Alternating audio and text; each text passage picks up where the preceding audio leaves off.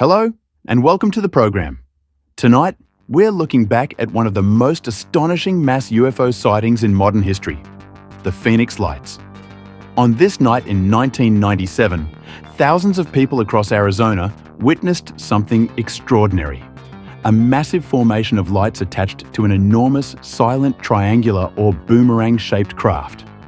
It glided overhead, defying explanation, and became one of the most well-documented and hotly debated UFO events of all time. We'll be replaying our report on the Phoenix Lights from a recent episode covering black triangles. But first, let's go back to the night it all happened, March 13th, 1997. As the event was unfolding, legendary radio host Art Bell opened his #1 overnight show, Coast to Coast AM. The energy was electric, the mystery was alive, and the world was about to witness history. And worldwide on the internet, this is Coast to Coast AM, and it's a hot time in the old town tonight. Things are a-poppin'.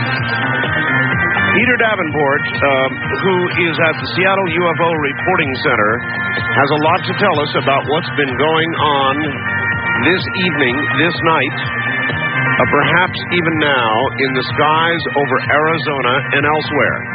Peter Davenport at Seattle's UFO Reporting Center, a place that gathers reports from all of you on what's going on out there, and what's going on out there tonight includes some rather strange occurrences in Arizona. Here is Peter Davenport. Peter. Good evening, Art. Hi. What in the world is going on? Well, I'm not sure myself, but it's been a very busy night in the skies above Arizona tonight. Just about 3 hours ago, we started taking calls nose to tail from all over Arizona. The first call came in from a retired police officer who lives in Paulden, Arizona. Paulden. That's, I guess, about 150 or 200 miles straight north of Phoenix, north of Prescott, Arizona. Right. He was out with his family driving. They saw a cluster of lights. It looked like 4 or 5, maybe 6 of them in a large cluster. That was the first of what turned out to be many calls. Those objects were seen over Paulden. A minute later, they were seen over Prescott, Arizona. A minute later. That's, it's got to be at least 50, maybe more like 100 miles between Paulden and Prescott, Arizona. 2 or 3 minutes later, they were seen all over Phoenix, Arizona, over Glendale, over Tempe, and literally the calls were coming in on top of each other. Listen, I can tell you it's true because I sat down here at the board just before the program, began to answer a few calls, and the Arizona calls were frantic. Art, you should see what's going on down here. Yeah. So what are people saying? What is the best description of these objects so far? Yeah, there have been multiple descriptions, but the people up in northern Arizona saw lights that were distinctly red. By the time they'd gotten down to Phoenix, they were white, the color of stars, bluish white, people described. It is still not clear to me whether we're dealing with one extremely large object or whether in point of fact there were 5 objects. Or another observer reported that when one turned, they all turned together, as if by the same command. Now, I don't know if that's changing orientation of lights on a single large object or what. The Phoenix Lights is arguably the most significant black triangle UFO event in history and remains one of the most widely witnessed sightings ever recorded. What makes this case particularly fascinating is that thousands of people happened to be looking up at the sky that night. Not for UFOs, but for the Hale-Bopp comet, which was visible and causing a media sensation at the time.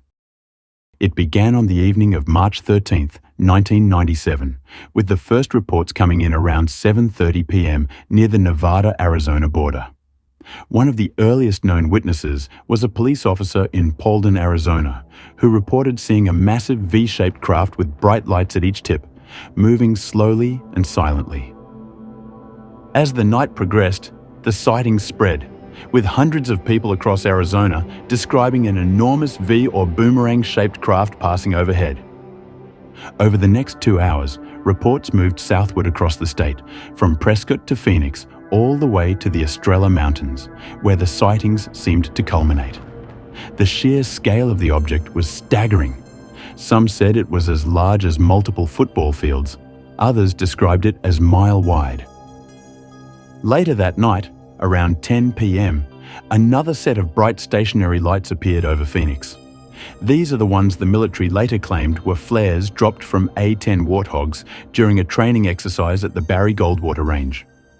While this might explain the second set of lights, it raises an obvious question. Why did the flares form a pattern nearly identical to the earlier lights seen on the massive craft? The flares' explanation does nothing to account for the silent, moving craft that had been seen across the state for 2 hours prior. Some have speculated that the flares were dropped as a deliberate misdirection, an attempt to muddy the waters and give skeptics something to latch onto. Others believe that the event was a test flight of an enormous classified stealth craft, one that either failed to remain hidden or was deliberately flown to see how the public would react. The National UFO Reporting Center, run by Peter Davenport, was overwhelmed with calls that night, as was Art Bell's Coast to Coast AM radio show, where panicked listeners shared their experiences in real time.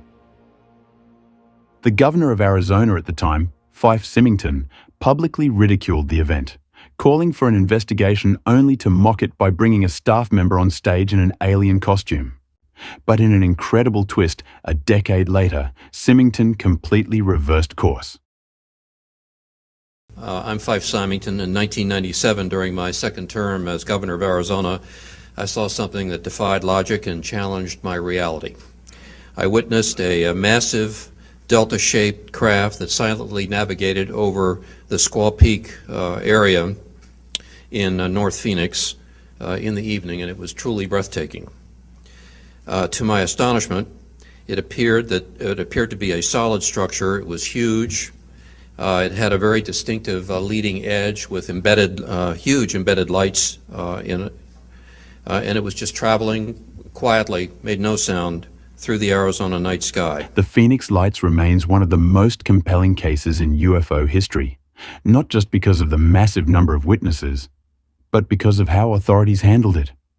Whether it was an alien craft, an experimental stealth vehicle, or a deliberate psyop, one thing is certain. What happened in Arizona that night was real, and it has never been fully explained.